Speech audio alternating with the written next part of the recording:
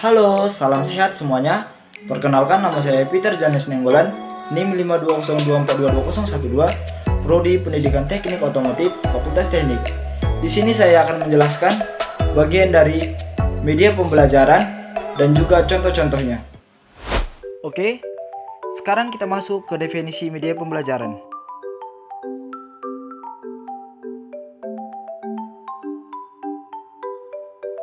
Yang pertama itu pengertian media pembelajaran.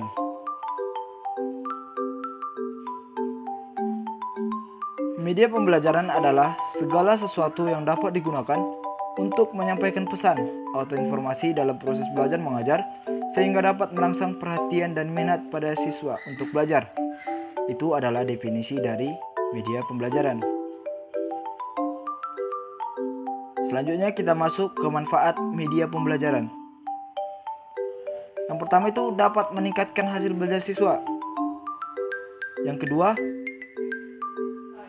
mengajar akan menarik perhatian siswa sehingga dapat menumbuhkan motivasi belajar. Yang ketiga itu, metode pengajaran akan lebih bervariasi, tidak hanya narasi verbal melalui kata-kata guru, agar siswa tidak bosan dan guru jangan sampai kehabisan tenaga, apalagi saat guru mengajar setiap pelajaran. Selanjutnya kita masuk ke media pembelajaran. Selanjutnya, yang pertama itu ada media pembelajaran manipulatif.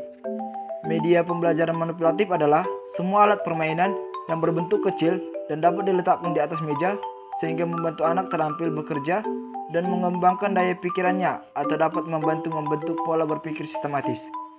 Ini biasanya kita jumpai di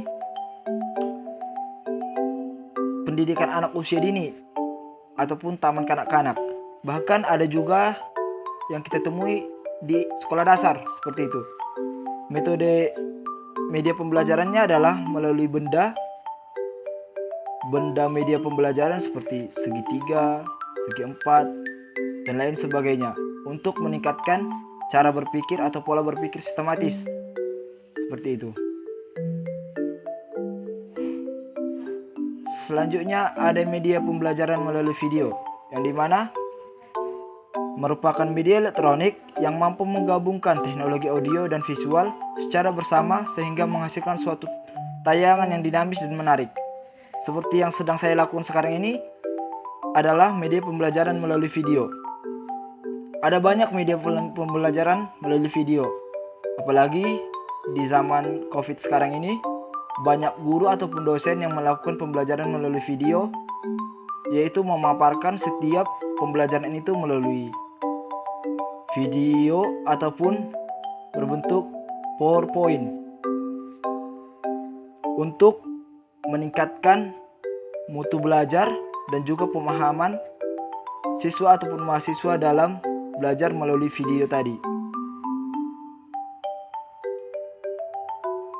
Yang ketiga itu ada media pembelajaran melalui gambar, yang dimana segala sesuatu yang diwujudkan secara visual ke dalam bentuk dua dimensi sebagai curahan ataupun pikiran yang bermacam-macam seperti lukisan, potret, slide, film, strip, atau proyektor. Dimana media pembelajaran melalui gambar ini banyak juga kita temui mulai dari jenjang bawah sampai ke jenjang atas. Seperti yang di sini lukisan. Dari lukisan kita bisa mengerti seperti ini sedang menunjukkan sebuah seni pemandangan ataupun sebuah alam bebas dan lain sebagainya. Potret begitu juga. Slide ini banyak jenisnya. Tidak hanya satu. Seperti slide PPT misalnya, yaitu memaparkan setiap poin-poin yang ada melalui media elektronik tadi. Dan lain sebagainya seperti film, strip, dan proyektor. Selanjutnya ada media pembelajaran melalui grafik.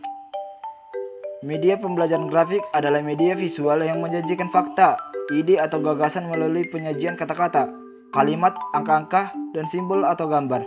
Grafis bisa digunakan untuk menarik perhatian, memperjelas suatu ide, dan mengilustrasikan fakta-fakta sehingga menarik dan diingat orang.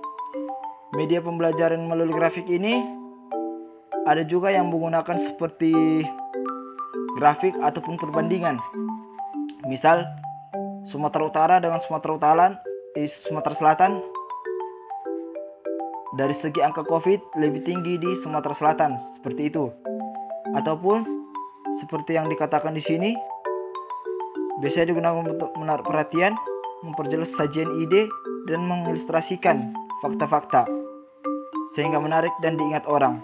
Seperti yang saya katakan tadi, ada banyak sebenarnya dari media pembelajaran melalui grafik ini, seperti tingkat naik turunnya pendapatan suatu daerah misalnya, dan bisa membuat daya tarik dan diingat oleh siswa-siswa tersebut.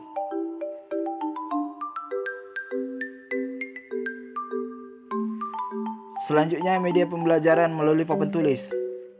Walaupun media pembelajaran melalui papan tulis ini sudah terbilang kuno ataupun tradisional, tetapi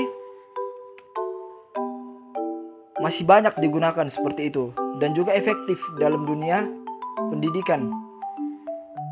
Seperti saat guru ataupun dosen sedang memaparkan materi dan pastinya menerangkannya di papan tulis juga. Dan juga pasti mudah dipahami, tergantung cara penyampaian kita saja. Seperti itu.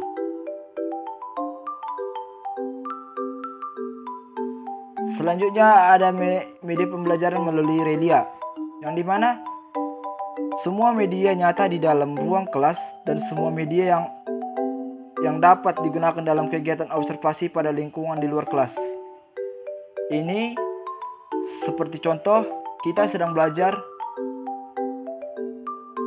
teknik dasar otomotif misalnya, ataupun teknologi motor bensin misalnya.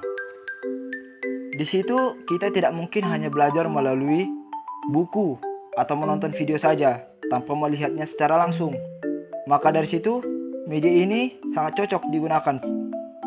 Jadi kita harus turun ke lapangannya langsung. Semisal radiator, tidak mungkin kita bisa paham tentang radiator itu tanpa melihatnya secara langsung dan mengenali lebih teliti lagi komponen-komponennya tadi. Semisal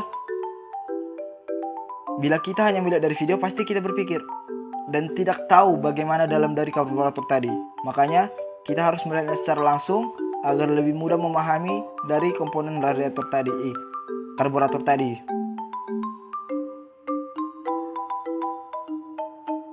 Sekian penyajian dari saya.